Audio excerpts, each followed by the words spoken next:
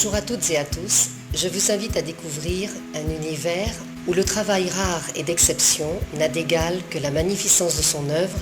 Je veux parler de la broderie haute couture, la broderie de Lunéville. Vous connaissez tous cet art pour avoir déjà admiré des robes brodées des plus grands couturiers de la haute couture française. Mais en préambule, remontons ensemble le temps pour connaître la genèse de ce beau métier d'art, la broderie.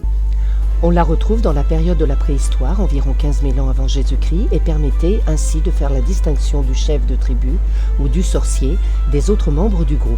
Le mot broderie apparaît au tout début du XIIIe siècle, en vieux français, les broudeurs.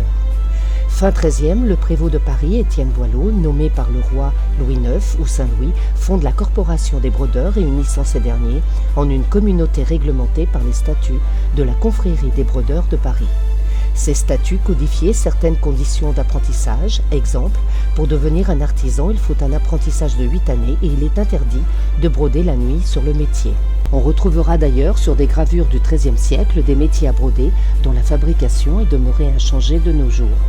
Certains articles des statuts du début du XIIIe siècle perdurent encore aujourd'hui, puisque dans les chambres des métiers de l'artisanat de France, il ne faut pas moins de 7 années d'expérience pour obtenir le titre d'artisan d'art. Le préfet de région ainsi que la commission régionale du Poitou-Charentes m'ont honoré de la plus haute qualification professionnelle décernée par la Chambre des métiers après 15 ans d'expérience, le titre de maître artisan d'art spécialité broderie.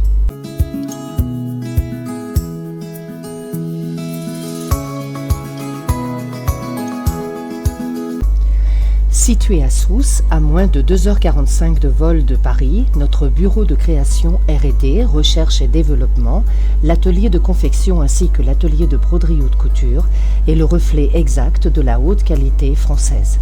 Nous exécutions auparavant cette qualité dans l'Hexagone. À présent, en Tunisie, notre production se facture à un coût nettement inférieur dans le respect du cadre de la RSE, responsabilité sociétale entreprise.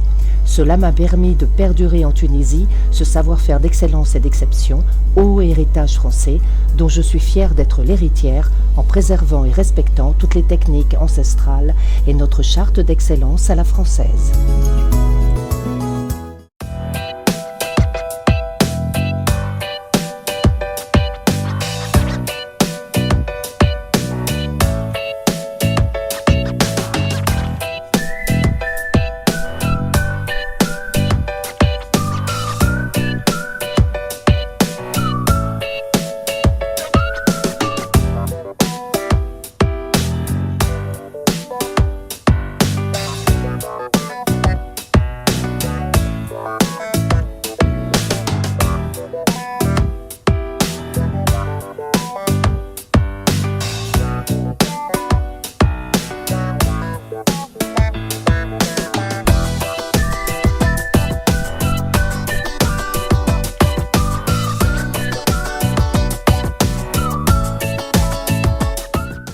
Alors, la broderie haute couture est un haut savoir-faire qui utilise énormément de techniques et de points. Alors, le vocabulaire de la broderie d'art est très codifié. Pour chaque point technique, nous avons un nom. Point de chaînette, point d'œillet, point de tige, caviar, pose de perles en ligne, ainsi de suite. La broderie haute couture est également appelée la technique à l'aveugle. Tout se passe sous le métier et nous devons donc suivre le dessin à l'envers du métier et nous posons des perles.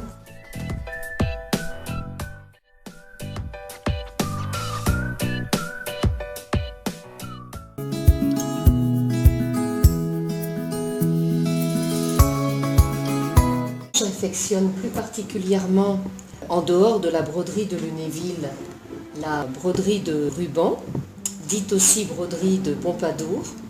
C'est une broderie exclusivement française datant du XVIIe siècle. Ensuite, la peinture à l'aiguille. Et puis également quelques points en broderie d'or. Et j'utilise la cantille.